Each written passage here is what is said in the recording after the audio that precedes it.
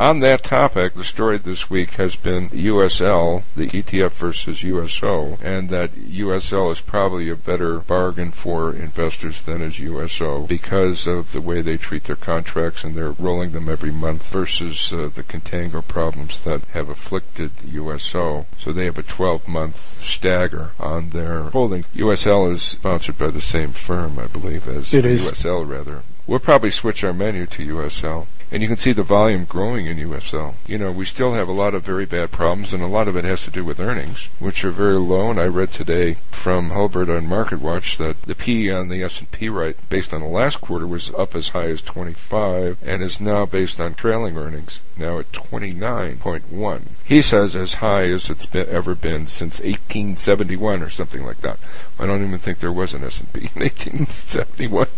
So I don't know where he comes up with that. He must have been talking about the Dow Jones or something like that. I don't even know if that existed in 1871. But now, that being said, let's just say that the PE is very high because earnings are falling faster than prices. So any thoughts on that? I mean, it's a very ugly situation, and that is the reality, is they've been frantically defending Dow 8000, S&P 800 very effectively since the so-called the November lows. You know, the reality is that earnings are going off a cliff. Yeah. The analysts have still not brought down their estimates for the second half of this year. They've started dropping them for the first quarter and the second quarter, and we heard this story in 2008, you know, the economy would be right by the second half of the year.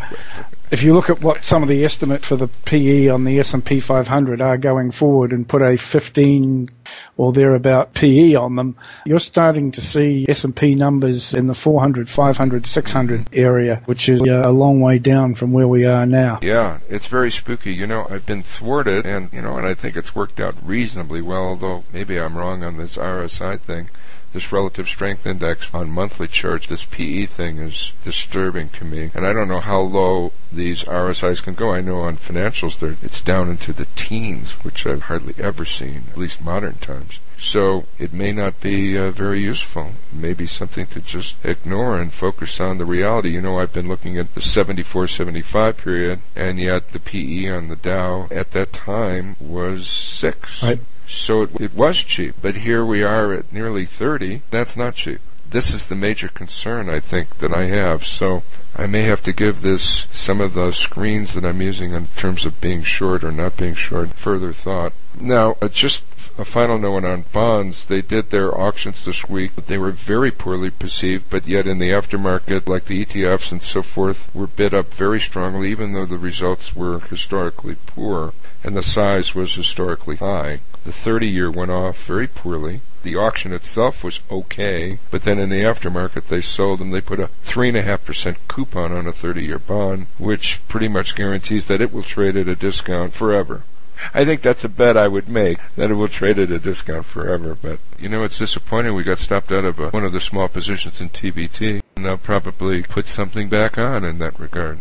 Greg, moving on to Stanford Financial and that situation which is cropping up. You know a little bit more about it than me. Tell us about it. Yeah, Stanford Financial is a Caribbean bank or alleged bank. It's based in that entrepot of transparency, Antigua. I've been aware of this organization for quite some time. The gentleman who runs it has assumed a reasonably high profile around the world. He's a big sponsor of cricket, which gets his name in the papers in the UK a lot and that sort of thing.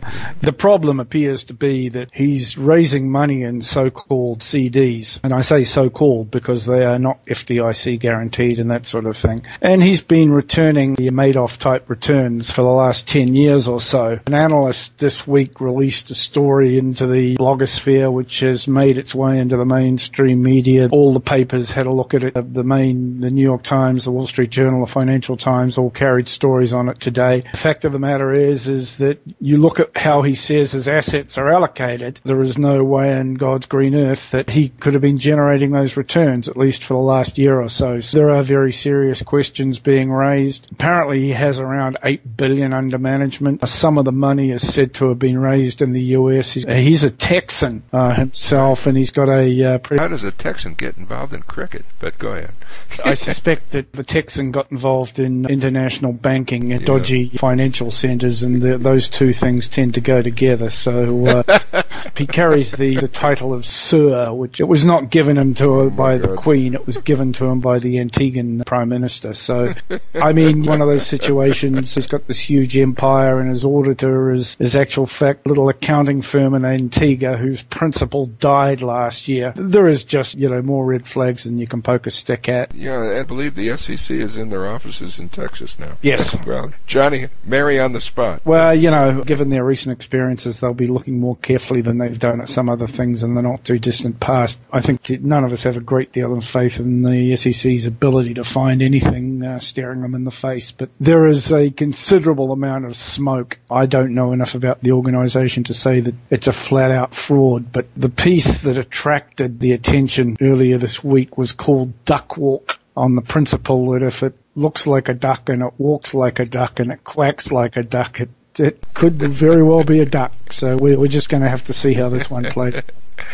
Well, it's too bad. They took in money from a lot of small investors, I understand. 30,000. I don't know the details of their minimums and all that kind of stuff. They were taking in money in the low tens of thousands rather than hundreds and millions and that sort of thing. So there are probably going to be some people who can't afford it get whacked. What's up for next week is probably more stimulus stuff and, of course, the homeowners bailout proposal. And the markets will yin and yang back and forth on that. I know this last week the street had, I am told, 10 deals they wanted to get done, new issues, which were put back on the shelf because of the market conditions that didn't get done. That's one of the things that happens when you're in this environment. The trading desks are at conflict with the investment banking. They want deals done, and so you can understand that they'll be pushing the market as hard as they can to get deals done and create an environment where people want to buy these new issues. So be very careful out there, folks. It's a dangerous world. Anything else that you think of, Greg, that's up for next week? No, obviously the attention's going to be on whatever Obama and or Geithner have to say about the foreclosure. I don't see where that does too much good for anybody, quite frankly. I think the biggest issue is in when they get around to discussing how we actually price some of this toxic stuff that's on the books, and until we deal with that issue, there's a lot of noise and a lot of sideshow. There's 19 million empty houses in the United States is what I understand, and the only way you can deal with it effectively is to lower prices. And just as reluctant as the government is to put banks in receivership,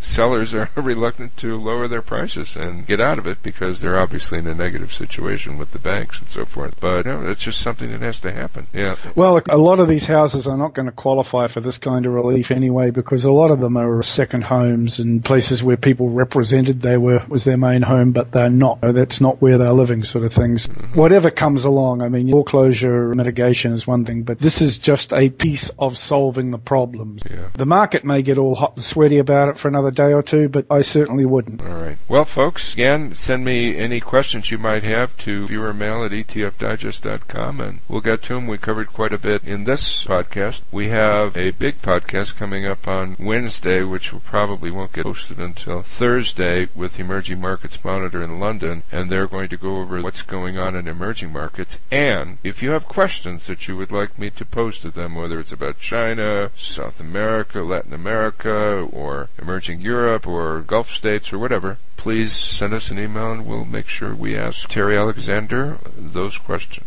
Okay, thanks for being with me, Greg. Thanks for listening, everybody, and no matter what happens, we'll be back next week.